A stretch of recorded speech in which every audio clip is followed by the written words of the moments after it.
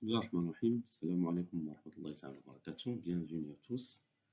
Dans cette vidéo, nous allons présenter des exercices de la série numéro 1 pour le module algorithmique avancé.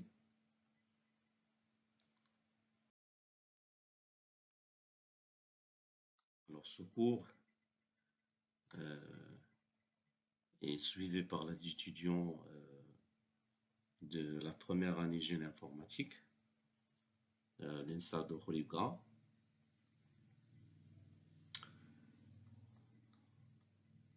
Et ça concerne le premier chapitre, Introduction aux algorithmes.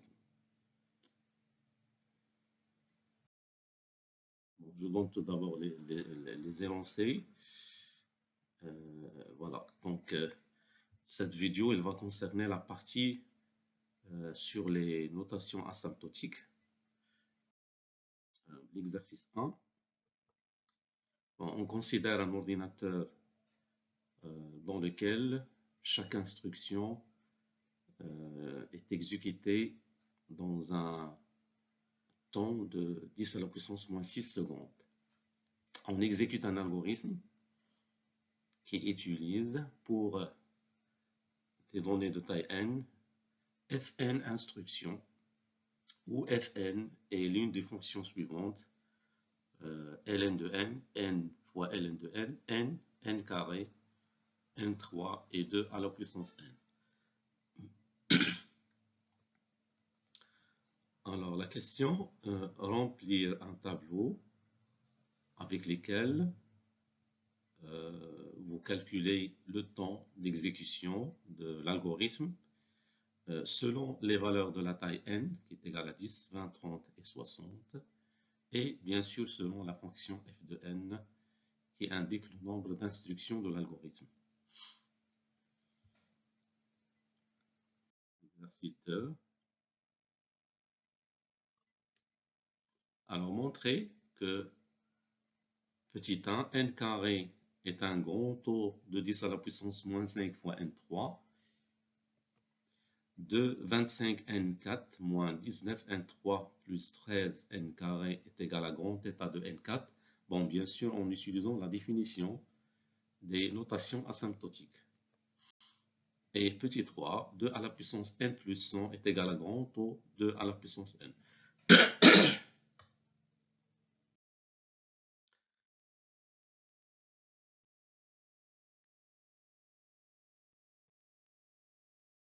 Exercice 4. Prouver que petit 1 log de n factoriel est un grand θ de n log n plus a à la puissance b est un grand θ de n à la puissance b, où a et b sont des réels avec b strictement positif.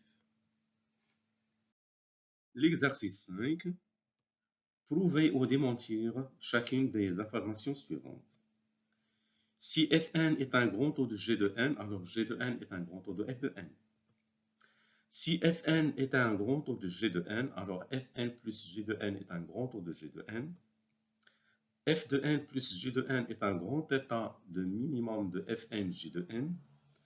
Fn plus G de n c'est un grand θ de max Fn G de n. Et si Fn est un grand taux de G de n, alors 2 à la puissance Fn est un grand taux de 2 à la puissance G de n. Exercice 6.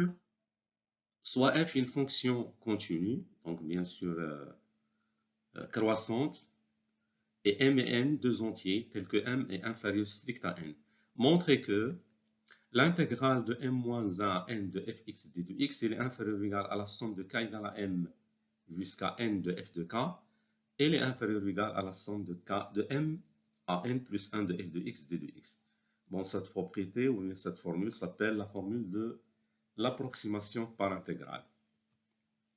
Trouver un équivalent asymptotique de la fonction, la somme de k égale à 1 jusqu'à n de k à la puissance 3.